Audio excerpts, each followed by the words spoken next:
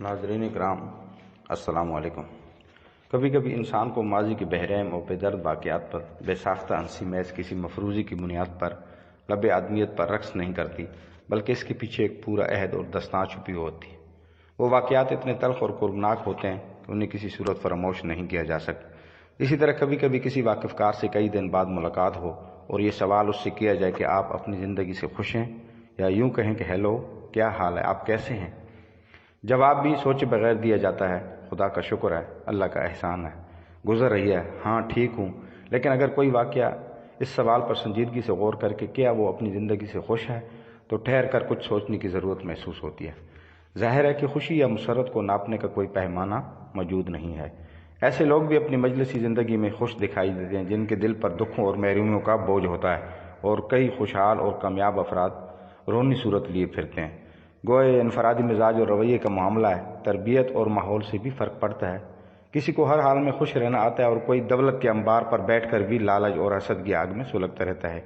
پھر بھی سماجی اور معاشی ماہرین یہ جاننے کی کوشش کرتے ہیں کہ کوئی فرد یا کوئی معاشرہ کتنا خوش ہے۔ ہم نے اکثر زندگی میں کئی منظر دیکھے ہیں، مثلاً ایک وین پر لدے ہوئے تربوزوں کے اوپر بیٹھا ہوا پہرے دار، ایک ٹرالی پر گنے لے جاتے ہوئے راکھی کے لیے بیٹھا پہرے دار وغیرہ، تاکہ غیور قوم کے پراسرار بندے کہیں مال مفت سمجھ کر سب کچھ نہ لے اڑیں، اور پھر ہم ان غریبوں کو اجڑ، جاہل اور ان پڑھ کہہ کر چھوٹ دے دیتے ہیں۔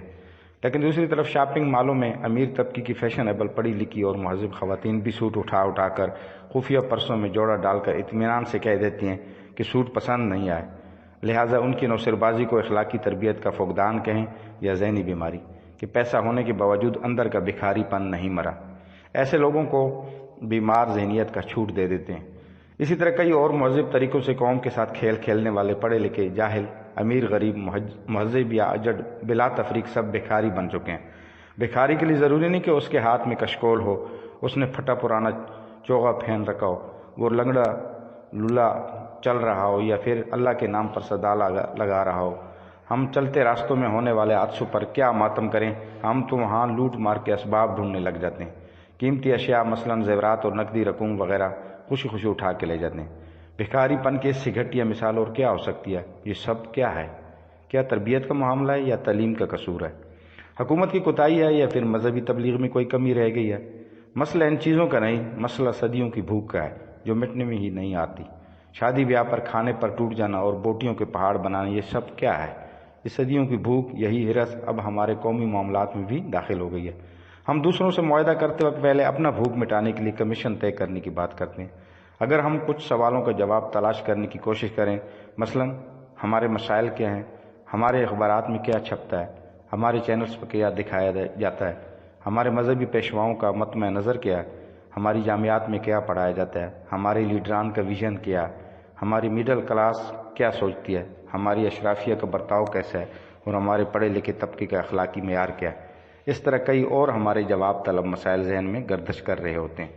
ہمارے ہاں ارب پتی تاجر یورپ کی نکالی کر کے اونچے شاپنگ مال بنا لیتے ہیں، پھر اسی شاپنگ مال میں بین الاقوامی برانڈز، اعلیٰ معیار اور بیسمنٹ میں وسیع پارکنگ نظر آئے گی، لیکن باہر نگاہ ڈالنے سے کوڑا کرکٹ کے ڈھیر اور کچرا نظر آئے گا، لیکن صفائی کروانے کے لیے زحمت نہیں کرے گا، کیونکہ ماحول کو خوشگوار بنانے میں اشرافیہ کوئی حصہ نہیں ڈالتی۔ اسی طرح مبلغ لوگ اچھائی کی ترغیب، لوگوں کو نیکی کی طرف مائل کرنا اور دین کے احکامات کی پیروی کی تلقین وغیرہ کس قدر خوشکن باتیں ہیں، لیکن مبلغ کے پرچار میں کہیں نہ کہیں کوئی خرابی ضرور ہے کہ نعتوں کی رنگ ٹون والے یتیم کی جائیداد پر قبضہ کیے بیٹھے ہیں، آیتیں واٹس ایپ کرنے والے ڈنکی کی چوٹ پر ٹیکس چوری کرتے ہیں، عمرے پر جانے والے ملاوٹ کرنے کو گناہ ہی نہیں سمجھتے، اور حج کے بدلے تمام گناہوں سے معافی کا فتویٰ لے کر پھر دوبارہ سمگلنگ کرو یا وعدہ خلافی۔ ہم واقعی ہی اخلاقی زوال اور بے حس رویوں کا شکار ہیں۔ وما علینا الا البلاغ۔